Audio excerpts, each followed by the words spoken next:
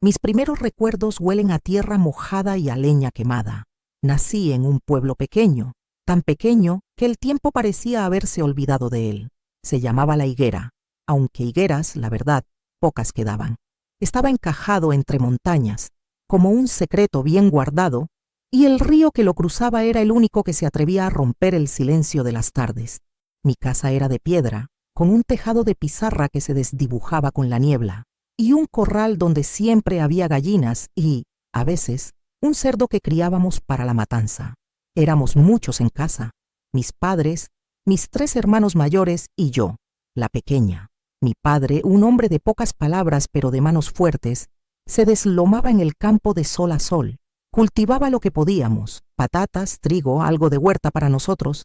Mi madre era el alma de la casa, siempre con el delantal puesto, la cara enharinada, o con el olor a jabón de lavar la ropa. Ella era la que cosía, la que cocinaba para todos, la que remendaba las penas con un abrazo y una canción. Recuerdo sus manos, ásperas por el trabajo, pero tan suaves cuando me acariciaban el pelo antes de dormir. La vida en La Higuera era sencilla, pero dura. No había lujos, ni siquiera lo que hoy se considera básico. La luz eléctrica llegó tarde, y el agua corriente aún más. Nos alumbrábamos con candiles y velas, y el agua la traíamos del pozo, cubo a cubo. Desde muy pequeña aprendí lo que significaba el esfuerzo. Ayudaba a mi madre en lo que podía, recogía leña, pelaba patatas, daba de comer a las gallinas. No era un juego, era una necesidad. Todos aportábamos cada uno a su manera para que la casa saliera adelante. Mis hermanos mayores eran mi mundo. Juan, el mayor, era el más serio, el que ayudaba a mi padre en las tareas más pesadas. María, la segunda, era mi confidente, mi protectora. Me enseñó a trenzarme el pelo, a hacer muñecas con trapos y a soñar con historias que leía en los pocos libros que llegaban al pueblo. Y luego estaba Pedro, el más travieso, el que siempre me sacaba una sonrisa con sus ocurrencias. Con ellos exploraba los alrededores del pueblo, los senderos que subían a la montaña, las orillas del río donde intentábamos pescar algún pececillo. Esos eran mis momentos de libertad, de risas sin preocupaciones, donde por un rato olvidaba las estrecheces y el trabajo. La escuela era una pequeña habitación en la casa del maestro, que también hacía las veces de sacristán. Íbamos todos los niños del pueblo, de diferentes edades, sentados en bancos de madera. Aprendíamos a leer, a escribir y las 4 reglas. Para mí, la escuela era una ventana a otro mundo. Me encantaba aprender. Devoraba cada palabra que el maestro nos enseñaba. Soñaba con ir más allá, con conocer las ciudades de las que hablaban los pocos que habían emigrado, pero sabía que para una niña de La Higuera, esos sueños eran casi imposibles. Mi destino, como el de la mayoría de las mujeres del pueblo, parecía sellado. Casarme, tener hijos y cuidar de mi hogar. Los domingos eran diferentes. Era el día de ir a misa, de ponerse la ropa buena, de ver a toda la gente del pueblo. Después de la iglesia, las mujeres se reunían en la plaza a charlar, mientras los hombres iban a la taberna. Nosotros, los niños, corríamos y jugábamos, aprovechando el poco tiempo libre. Recuerdo el olor a incienso, las voces del coro desafinando un poco, y la sensación de comunidad, de pertenencia, que me envolvía. Éramos una gran familia, todo el pueblo. Nos conocíamos todos, nos ayudábamos en las siegas, en las enfermedades, en los duelos. La solidaridad era el pan de cada día. A medida que fui creciendo, los juegos de niña dieron paso a las responsabilidades de una joven. Las tareas de la casa se hicieron más pesadas y empecé a ayudar a mi madre con la costura, a hacer el pan, a cuidar de los animales. Mis manos se volvieron más hábiles, pero también más marcadas. Veía a mis hermanos mayores empezar a pensar en sus propios futuros. Juan ya estaba prometido con la hija del herrero, y María, aunque no lo decía, tenía sus ojos puestos en un chico de un pueblo vecino. Yo, en cambio, no pensaba en el matrimonio. Mis sueños seguían siendo los de conocer, de aprender, de ver más allá de las montañas que nos rodeaban. Pero el destino, o la vida, como queramos llamarlo, tenía otros planes para mí. En el pueblo, las oportunidades eran escasas. Los jóvenes emigraban a la ciudad en busca de trabajo, de una vida mejor. Era una sangría constante. Cada año veíamos cómo algún amigo, algún primo, se iba con una maleta de cartón y la promesa de volver. Algunos lo hacían, otros se perdían en la inmensidad de la urbe. Yo no quería irme, no quería dejar a mi familia, a mi tierra, pero la realidad era tosuda. Fue en una de esas fiestas del pueblo, en la verbena de San Juan, cuando conocí a Antonio. Él no era de La Higuera. Venía de un pueblo cercano, algo más grande, pero igual de humilde. Era alto, con una sonrisa franca y unos ojos que me miraron de una forma que nunca nadie me había mirado antes. Bailamos, reímos y durante esas horas el mundo se detuvo. Sentí algo que nunca antes había sentido, una chispa que encendió mi corazón. Él me hablaba de sus sueños, de su deseo de trabajar, de formar una familia, y yo, que siempre había sido tan práctica, tan anclada a la realidad, me dejé llevar por la ilusión. Nos hicimos novios, como se decía entonces. Nuestras citas eran paseos por el campo, encuentros furtivos a la orilla del río, miradas robadas en la misa del domingo. Mis padres, al principio, no estaban muy convencidos. Antonio no tenía tierras, solo sus manos y su voluntad, pero vieron el brillo en mis ojos, la felicidad que me había traído, y al final aceptaron. En el pueblo, el matrimonio era casi una obligación, una forma de asegurar la continuidad. Y yo, a mis 19 años, me vi envuelta en los preparativos de una boda sencilla, pero llena de esperanza. Me casé con Antonio en la pequeña iglesia de La Higuera. Recuerdo el vestido blanco que mi madre me cosió con tanto cariño, las flores silvestres que adornaban el altar, la emoción en los ojos de mis padres. Fue un día feliz, un día en el que creí que mi vida se iba a desarrollar allí, en mi pueblo, junto al hombre que amaba. Antonio era bueno, trabajador y me quería. Nos fuimos a vivir a una casita pequeña a las afueras del pueblo que él había arreglado con sus propias manos. Teníamos poco, pero teníamos amor y la ilusión de construir algo juntos. Al año de casarnos, llegó nuestra primera hija, Carmen. Recuerdo el día de su nacimiento como si fuera ayer, el dolor, la espera, y luego ese pequeño cuerpecito caliente en mis brazos. Fue un amor instantáneo, un amor que me desbordó, que me hizo entender el verdadero significado de la vida. Carmen era preciosa, con unos ojos grandes y curiosos que lo miraban todo. Mi vida cambió por completo. Ya no era solo yo, era también ella, este ser indefenso que dependía de mí para todo. Poco después, llegó el segundo, Manuel, y luego la pequeña Isabel. En pocos años, nuestra casita se llenó de risas, de llantos, de juegos. Éramos una familia numerosa, como era costumbre en aquella época. Mis hijos eran mi alegría, mi razón de ser.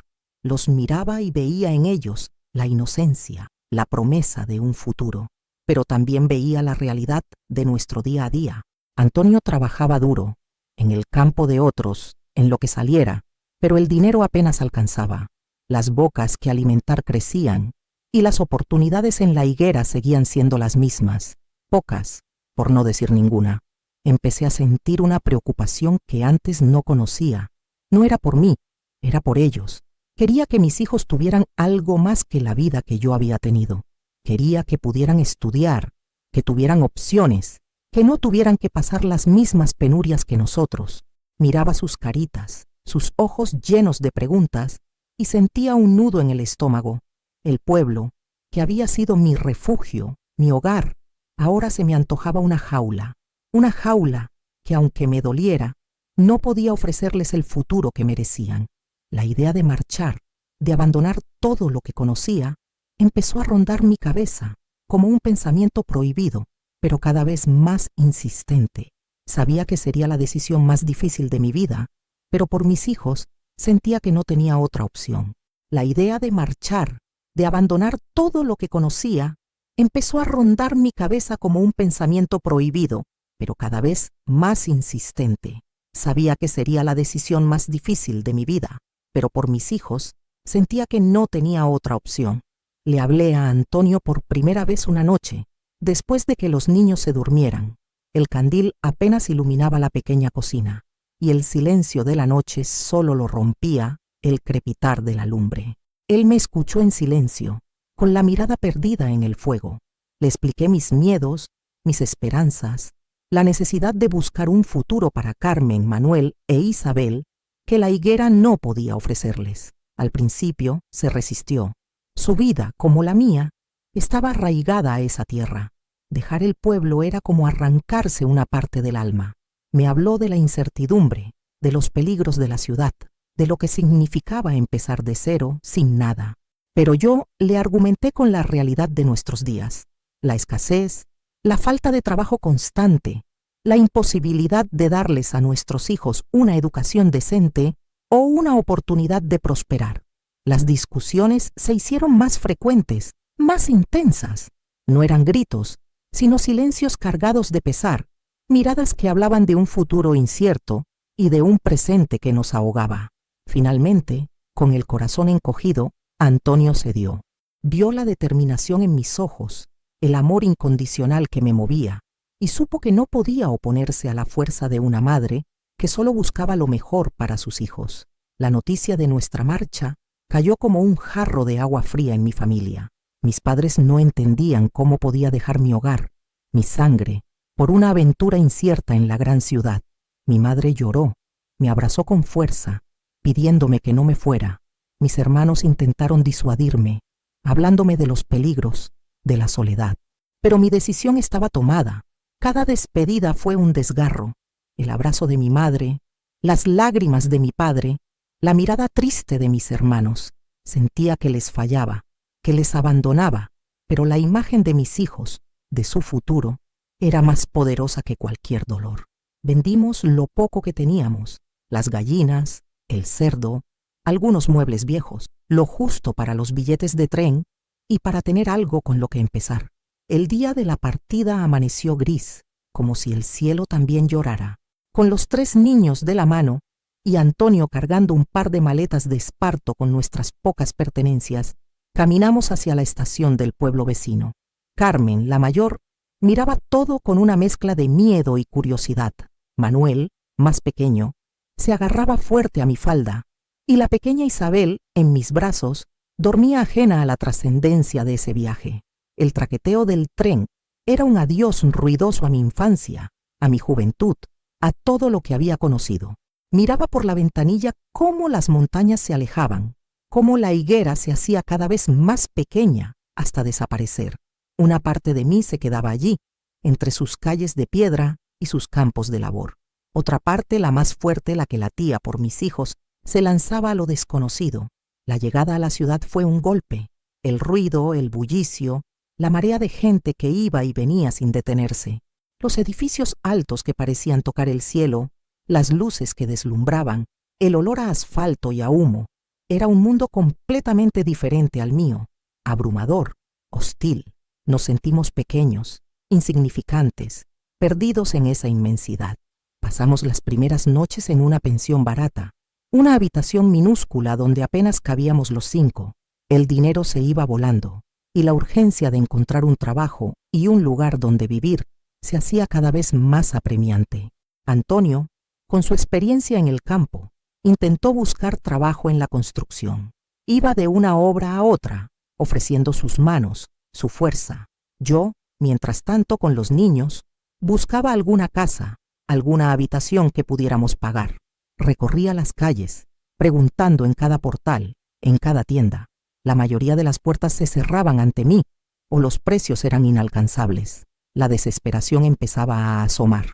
Los niños, acostumbrados al aire libre y a la libertad del pueblo, se sentían encerrados, asustados por el constante ir y venir de la gente, por el ruido incesante.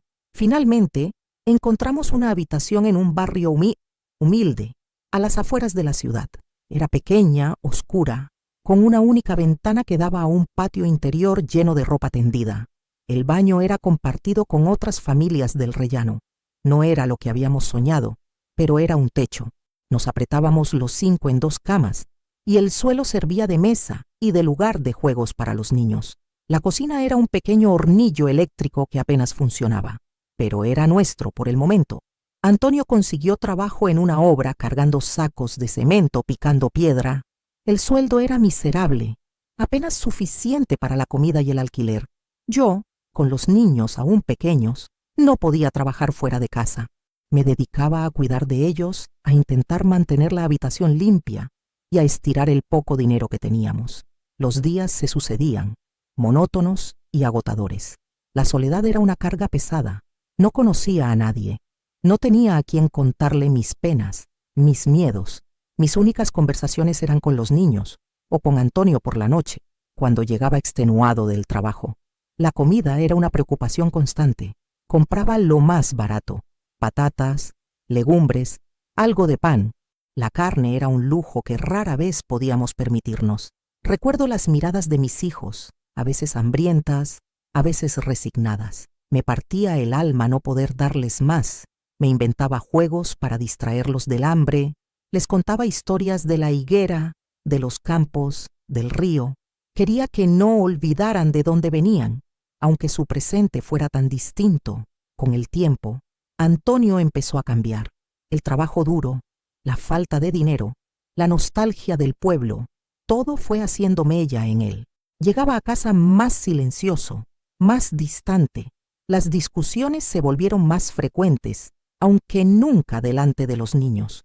Me reprochaba la decisión de haber venido a la ciudad. Me decía que habíamos cometido un error, que en el pueblo, al menos, no nos faltaba el plato de comida. Yo intentaba animarle, recordarle por qué habíamos hecho ese sacrificio, pero sus ojos se habían apagado.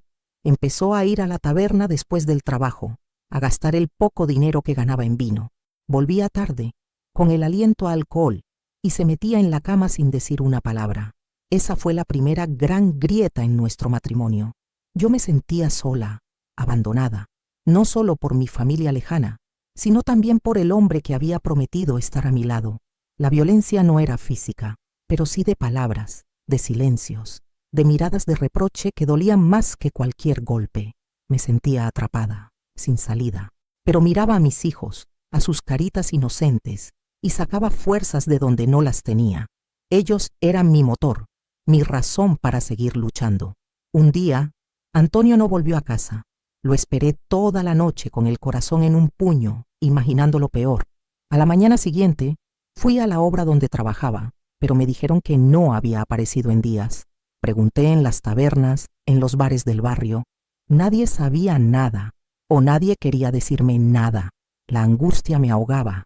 ¿Se había ido? ¿Le había pasado algo? Los niños preguntaban por su padre, y yo no sabía qué decirles. Les inventaba excusas. Les decía que estaba trabajando lejos, que volvería pronto. Pero en mi interior sabía que algo se había roto para siempre. Pasaron los días, las semanas, y Antonio no regresó. La habitación se sentía más vacía, el silencio más pesado. Me había abandonado, sola, en una ciudad extraña, con 3 hijos pequeños y sin un céntimo en el bolsillo. Fue el momento más oscuro de mi vida. La desesperación me invadió. Me sentía hundida, sin fuerzas para seguir. Pero la imagen de mis hijos, sus ojos que me miraban con confianza, me impidió rendirme. Tenía que ser fuerte por ellos. Tenía que encontrar la manera de salir adelante. Conseguí un trabajo limpiando casas. Iba de un lado a otro, fregando suelos, lavando ropa, planchando. Las horas eran interminables, el sueldo irrisorio, pero era algo. Dejaba a los niños solos en la habitación, con la puerta cerrada con llave, pidiéndoles que no abrieran a nadie. Carmen, la mayor, se hacía cargo de sus hermanos, intentando mantenerlos entretenidos, dándoles el poco pan que les dejaba. La culpa me carcomía por dentro, pero no tenía otra opción. A veces, al volver, los encontraba llorando, asustados por la soledad. Los abrazaba con fuerza, pidiéndoles perdón en silencio, prometiéndoles un futuro mejor. El invierno fue especialmente duro. El frío se colaba por las rendijas de la ventana, y la habitación era gélida. Los niños se resfriaban a menudo, y yo temía por su salud. No teníamos dinero para comprar carbón o leña, así que nos abrigábamos con todas las mantas que teníamos y nos acurrucábamos los 4 para darnos calor. La comida escaseaba aún más.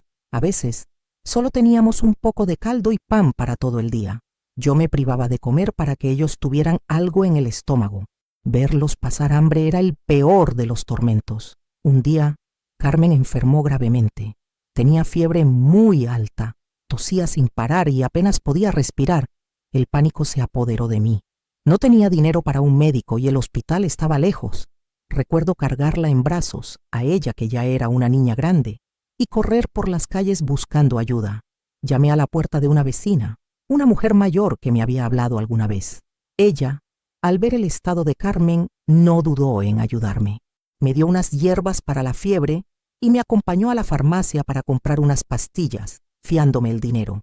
Pasé la noche en vela junto a Carmen, rezando, pidiendo a Dios que no me la quitara. Poco a poco, la fiebre fue bajando y mi hija empezó a mejorar. Fue un alivio inmenso, pero también una lección brutal sobre nuestra vulnerabilidad en esa ciudad hostil. La vida en el barrio era dura. Había gente buena, sí, pero también mucha miseria, mucha desesperación.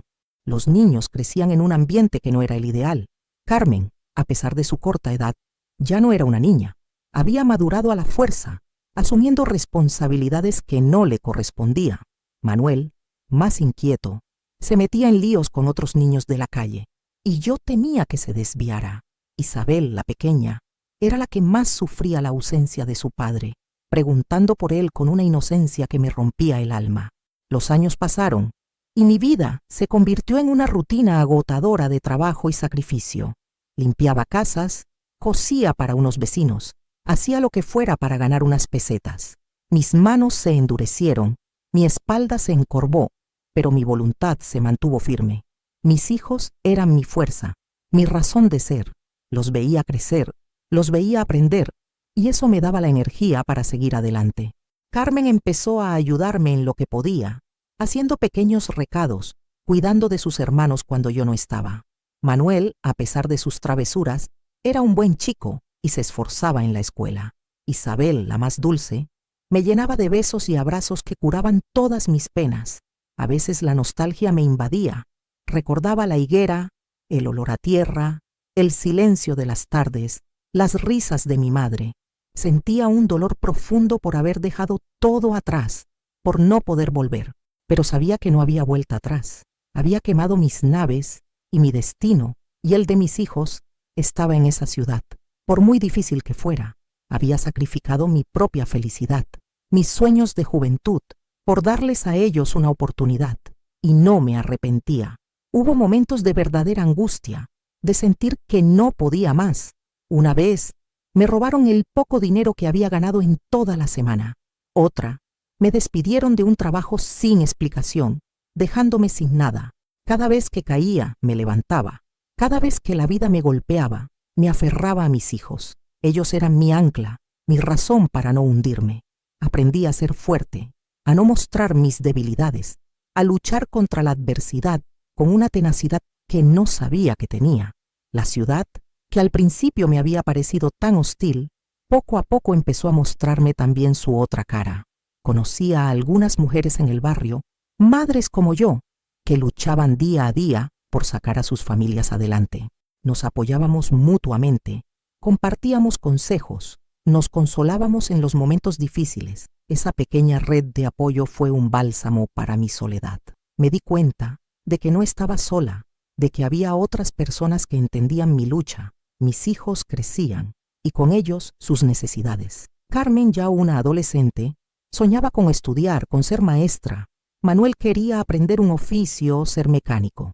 Isabel, la más pequeña, solo quería que su madre no tuviera que trabajar tanto. Sus sueños eran mi motor, mi motivación. Quería que tuvieran la oportunidad de alcanzarlos, de no conformarse con la vida de miseria que nos había tocado. Un día, recibí una carta del pueblo. Era de mi hermana María. Me contaba que mis padres estaban mayores, que la vida en la higuera seguía siendo dura. Me preguntaba por Antonio, por los niños. No le respondí sobre Antonio. No quería que supieran la verdad. No quería preocuparlos más. Les conté que estábamos bien, que los niños crecían sanos. Mentí, pero era una mentira piadosa, una forma de protegerlos de mi sufrimiento. Esa carta reavivó la herida del desarraigo, pero también me recordó por qué había tomado esa decisión. No podía volver. Mi camino, por espinoso que fuera, estaba aquí. Los años de lucha me habían enseñado mucho. Había aprendido que la vida no regala nada, que hay que pelear por cada migaja, por cada oportunidad. Había aprendido que el amor de una madre es la fuerza más poderosa del mundo, capaz de mover montañas, de superar cualquier obstáculo. Mis hijos eran mi legado, mi esperanza, y por ellos estaba dispuesta a seguir luchando, a seguir sacrificándome, hasta el último aliento. La vida nos había golpeado, nos había quitado mucho, pero no nos había quitado la dignidad ni las ganas de seguir adelante. Y justo cuando sentía que la marea de la vida amenazaba con arrastrarnos, apareció una oportunidad, un pequeño resquicio de luz que prometía cambiarlo todo. Y justo cuando sentía que la marea de la vida amenazaba con arrastrarnos, apareció una oportunidad, un pequeño resquicio de luz que prometía cambiarlo todo. Fue una tarde, mientras limpiaba el salón de la señora Emilia. Ella era una mujer mayor, de esas que lo han visto todo, con una mirada amable y unas manos que siempre me ofrecían una taza de té y una conversación. Había notado a Carmen. La había visto leer los periódicos viejos que yo le traía de las casas donde trabajaba, y había notado la chispa en sus ojos. Un día, mientras yo fregaba el suelo, me llamó. «Clara», me dijo con su voz suave, «he estado pensando en tu hija, Carmen. Es una muchacha lista, con ganas de aprender. ¿Sabes que hay becas para jóvenes como ella? Para internados donde pueden estudiar y tener un futuro». Mi corazón dio un vuelco. Una beca. La palabra sonaba a música celestial y a un abismo de miedo al mismo tiempo. Una beca. Para Carmen. Un internado. La idea de separarme de mi hija mayor, la que era mi apoyo, mi confidente, mi pequeña adulta, me heló la sangre. Pero la imagen de Carmen, con sus libros gastados, soñando con ser maestra, me dio el empujón que necesitaba. La señora Emilia me explicó los trámites, me ayudó con los papeles, me dio ánimos, me dijo que era una oportunidad que no podíamos dejar escapar, que Carmen tenía un talento que no se podía desperdiciar en las calles de un barrio humilde. Hablé con Carmen esa noche, le conté lo de la beca, lo del internado. Sus ojos se abrieron como platos, primero con incredulidad, luego con una alegría desbordante, pero también vi el miedo, la duda. «¿Y tú, mamá? ¿Y Manuel e Isabel? ¿Cómo os las arreglaréis sin mí?». Le aseguré que estaríamos bien, que esto era por ella, por su futuro. Le dije que era su oportunidad de volar, de alcanzar sus sueños. Me costó noches enteras sin dormir, lágrimas silenciosas en la oscuridad de nuestra pequeña habitación. ¿Cómo iba a arreglármela sin ella? ¿Cómo iba a llenar ese vacío? Carmen era mi mano derecha, mi ayuda con los pequeños, mi compañía en la soledad. Pero el amor de madre es un motor imparable. Prefería mi dolor a que ella no tuviera la oportunidad de una vida mejor. El día que Carmen se fue al internado fue uno de los más difíciles de mi vida, comparable solo con la partida de Antonio. La acompañamos hasta la puerta, los tres, Manuel e Isabel agarrados a mí, con sus caritas tristes. Ella, con su pequeña maleta de cartón, me abrazó fuerte. «No te preocupes, mamá, estudiaré mucho», me dijo con la voz quebrada, y sentí sus lágrimas en mi hombro. Verla alejarse por el pasillo del internado, su pequeña figura perdiéndose entre los muros de piedra, fue como si me arrancaran un pedazo de mí. Volví a casa con un nudo en el estómago, la habitación más vacía que nunca. El silencio era ensordecedor. Manuel e Isabel estaban callados, sintiendo la ausencia de su hermana mayor. Me senté en el borde de la cama y por primera vez en mucho tiempo me permití llorar sin consuelo. Lloré por Carmen, por mí, por la vida que nos había tocado, por los sacrificios que no terminaban nunca, pero en el fondo sabía que había hecho lo correcto. Había sacrificado mi comodidad, mi apoyo diario por su futuro. Los primeros meses sin Carmen fueron duros. La carga de trabajo se hizo más pesada y la soledad más profunda. Manuel, que ya tenía sus años, intentaba ayudar en lo que podía. Después de la escuela, buscaba pequeños recados, limpiaba zapatos en la plaza o ayudaba a descargar camiones en el mercado. Era un chaval espabilado, con una energía que a veces me asustaba, pero también con un corazón de oro. Isabel, la más pequeña, se aferraba a mí con más fuerza, extrañando a su hermana. Leía los cuentos que Carmen le había dejado, y yo le contaba historias para que no se sintiera tan sola. Pero entonces empezaron a llegar sus cartas. escritas con una caligrafía que se hacía cada vez más fina, más elegante.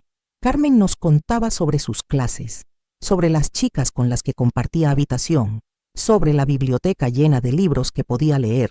Sus palabras estaban llenas de una emoción y una esperanza que me daban aliento.